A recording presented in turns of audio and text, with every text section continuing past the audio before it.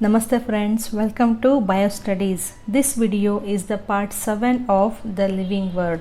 In the previous video, we were studying about the taxonomic categories. What are the taxonomic categories? These are the basic unit of classification used during biological classification.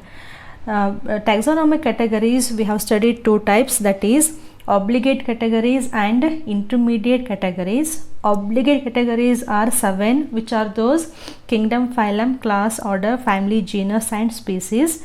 Intermediate categories are many, like subphylum, subclass, suborder, etc. Okay. Now, when all these taxonomic categories for an organism, when they are arranged together, we call it as a taxonomic hierarchy. So, each one here is a taxonomic category, but when all the taxonomic categories for an organism are arranged together, this we call it as a taxonomic hierarchy. So what is a taxonomic hierarchy? It is the arrangement of taxonomic categories for an organism. And taxonomic hierarchy was introduced by Carl Linnaeus. So sometimes it is also referred as Linnaean hierarchy. Okay, so remember, taxonomic hierarchy or Linnaean hierarchy, one and the same. So taxonomic hierarchy is used to classify the organism into different categories, and this hierarchy, what it includes, it consists of the sequence of categories in ascending order or descending order. So you can read the taxonomic hierarchy in descending order or ascending order, but you have to maintain the sequence of the categories. Okay. When you read a taxonomic hierarchy in a descending order, this indicates the increasing similarity among the organisms. And when you read a hierarchy in an ascending order, that is from species to kingdom, this indicates the decreasing similarity among the organisms. This is very, very important.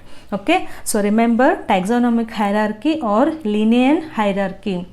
Now I have made a separate video for the tricks to remember about the taxonomic hierarchy, so please check the description box. Okay, so we will study all these taxonomic categories one by one with a suitable example. Okay, now start with the first one, that is species. Okay, now I have written all the definitions here and we'll take the examples.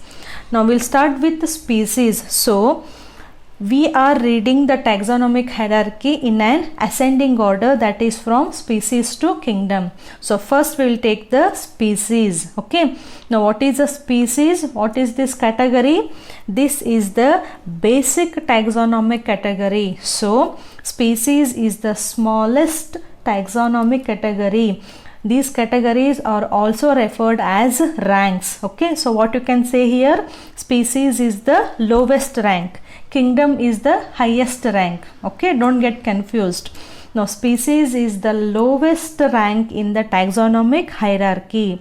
What it consists of? It consists of group of individuals with fundamental similarities. So very, very important. We'll take an example here. See, we'll take two examples. First one is lion, okay, and tiger. Now these are the two organisms. Okay, now the species name of the lion is Leo. Okay, and the species name of tiger is Tigris. Okay, so Leo is a species name of lion and Tigris is for tiger. So according to our definition, the group of individuals with fundamental similarities. So all the members of Leo species, they resemble each other, they resemble one another. Okay, same like Tigris, all the members of Tigris, they have the fundamental similarity, so they resemble one another. Okay, next, they interbreed freely in nature to produce fertile offsprings. So the word nature is very important. So all the members of Leo species, they interbreed among themselves to produce the fertile offsprings. all the members of tigris species, they interbreed among themselves to produce the fertile offsprings. Okay, now what happens if the member of Leo species breeds with the members of tigris species? Now here we'll take an example. Have you heard of mule? What is a mule? How mule is produced? Mule is produced when male donkey, okay, breeds with female horse. Okay, so when male donkey breeds with female horse, they will produce an organism called mule. But this mule is always sterile. Now why sterile here? Because donkey is a different species, horse is different species. So when two members of different species, when they breed, they will produce the sterile offsprings. Okay, so this mule, it can't reproduce further, so that this mistake will be stopped here itself. Okay, so in nature, the members of two different species, they can't breed among themselves. But one more exception here. Have you heard of tigon? How tigon is produced? Tigon is produced when the tiger breeds with a lioness. Okay, so when male tiger breeds with a female lion, they will produce a organism called as tigon. But very interestingly, tigon is a fertile offspring. Okay, so you may ask now, tiger is a different species, lion is a different species, so how they are producing the fertile offsprings? This is possible only in captivity. Okay, so only under artificial conditions, the members of two species, they can produce the fertile offsprings, but in nature this is not possible. So members of two different species, this is only under artificial conditions, this is only under captivity, but in nature this is not possible. So remember, mule and tigon. Okay, so where we are now? We are in the species. So species, Leo we have taken and tigris we have taken. We'll take few more examples here. Catus. What is a catus? Catus is a species name for domestic cat. Okay, and chaws. Just remember, okay, chaws is a species name for jungle cat.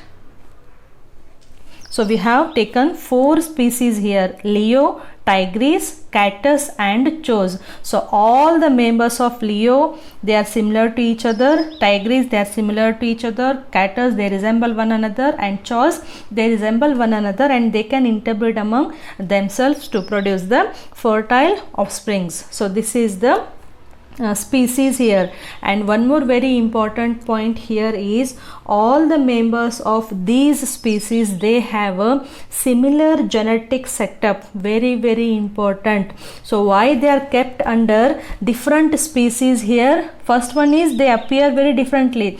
Their external appearance is very different from each other. Okay, so based on the physical characters also, we are differentiating them, and the main differentiation is at the genetic level. So all the Leo members, they have a separate genetic setup. All the members of tigris, they have a separate genetic setup. Okay, so based on the differences here, we have put them in a different species. Okay, now next one is genus. What is a genus? It is the first higher category above the level of species. So if you look at the taxonomic hierarchy, genus is the first higher category above the level of species. So what this genus consists of? The genus consists of closely related species. Remember, the genus consists of closely related species. So we have 2 species here, Leo and tigris. So this Leo and tigris, they are put together in one genus. It is called as Panthera. So Panthera is the name of the genus, which consists of 2 species here, Leo and tigris. Apart from Leo and tigris, Panthera consists of still more species, but here for example I have taken only 2 species. Okay, so genus consists of one or more closely related. So even though they have a different genetic setup, but at certain point they they share the same point. Okay, so both of these are called as what? They are called as big cats. So when we are considering the differences, we are putting them in a different species, but when we are considering the common characters, we are putting them under the same genus, that is Panthera. Even Catus and Chaus, they are kept under one genus, that is Felis. Okay, so the more related species, they are kept under the same particular genus. Apart from Panthera and Felis, we have one more genus here called as Canis. What is this Canis? This is the genus which consists of animals like dog, then jackal, okay, then wolf. So such animals are put together in one genus called Canis. So genus example we have taken 3 here: Panthera, Felis and Canis. Okay, just try to understand this concept. Now next one is family. What family consists of? Group of one or more related genus. So Panthera and Felis, these are more related to each other and they are put together under one family called as Felidae. Okay, and Canis is kept under another separate family called as Canidae. So why we have made two families here, Felidae and Canidae? Because Panthera and Felis, these are the more closely related genus. All the members of Panthera and Felis, they have a retractable claws. Okay, so therefore they are kept under Felidae. But these dog, wolf, they don't have the claws. Therefore they are kept under the separate family, that is Canidae. Okay, so closely related genus are kept under the same family, and if the genus is different, if the genus is with a different character, it is kept under a different family. Okay, so Felidae and Canidae, example for family. Okay, now next category is order. What order consists of? It is a group of one or more related families. So Felidae and Canidae, they are kept in one order called as Carnivora. Okay, so Carnivora is the name of order which consists of families like Felidae and Canidae. There is one more order name we'll take, it is Insectivora.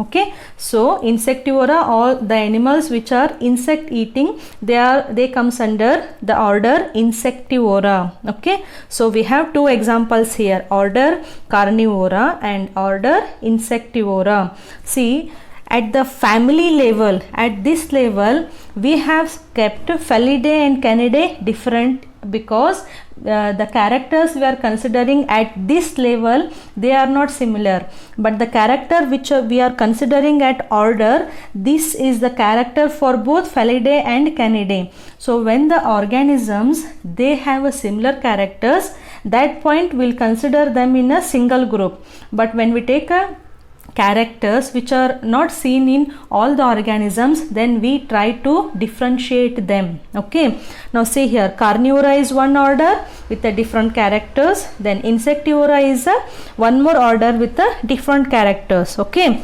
but when you come at the level of class, the group of one or more related orders, so group of one or more related orders, so Carnivora and Insectivora, they comes under class Mammalia. Okay, now why they are kept under only one class? Because whether it is a Carnivora or Insectivora, all these animals have mammary glands, and more important, all the animals of this Mammalia class, the body is covered by hair. So at order level, the point which we considered was different here. Okay, but the point which we are considering at the class level, that is the presence of mammary gland, the presence of hair all over the body. So at this point, all both of these carnivora and insectivora, they comes under a single class, that is Mammalia. Apart from Mammalia, we have many more classes, like we have Pisces, we have amphibians, then reptiles, then apes. Okay, so these are the few other classes. Okay, so Mammalia, Pisces, amphibians, reptiles, apes. Now why carnivora and insectivora is not considered under Pisces means what? Pisces means fish. So why carnivora and insectivora not considered among these four? Because their body is covered by hair, which is a property of Mammalia. So they are kept under the class Mammalia. Are you getting this? Okay, so very, very important. Next we'll go to the next category, that is phylum, also referred as division. What is this phylum? Group of one or more related classes. Now all these are the classes. So all these classes are kept under one phylum called as Chordata. Okay, so whether it is a Mammalia or Pisces or amphibians or fishes, all these organisms, the body is having a notochord, okay, backbone. So all these are kept under the phylum Chordata. Apart from phylum Chordata, we have one more, that is non-Chordata. What is this non-Chordata? The animals which are not having a notochord. Okay, now the phylum, the next one is kingdom. Kingdom is the highest taxonomic category. So if you look at the taxonomic hierarchy, kingdom is the highest taxonomic category. Kingdom is the highest rank in the taxonomic category. What it consists of? It includes all organisms of one type. It includes all organisms. See here, whether it is a mammal or a fish or amphibian or reptile or ape or any non-chordate animals like octopus, then any sponges, Platyhelminthes, all Annelida, Arthropoda, Echinodermata. So all the animals, they are kept in only one single kingdom called as Animalia. So what Animalia consists of? It includes all organisms of one kind. So whether it is a chordate or non-chordate or catus or chaws, felis, felidae, canidae. So all these are what? These are ultimately the organisms of only one kind. Which is that kind? All these are the animals only, irrespective of the differences. So all the organisms of one kind, they are kept under one kingdom. Therefore kingdom is called as the highest taxonomic category. Okay, so I hope you understood the concept of taxonomic categories with a suitable example. So try to remember this. Maybe the names are a bit difficult, but read it twice. It will be very useful for you. Okay, now I'll give you the taxonomic hierarchy for two organisms just to understand the concept very clearly.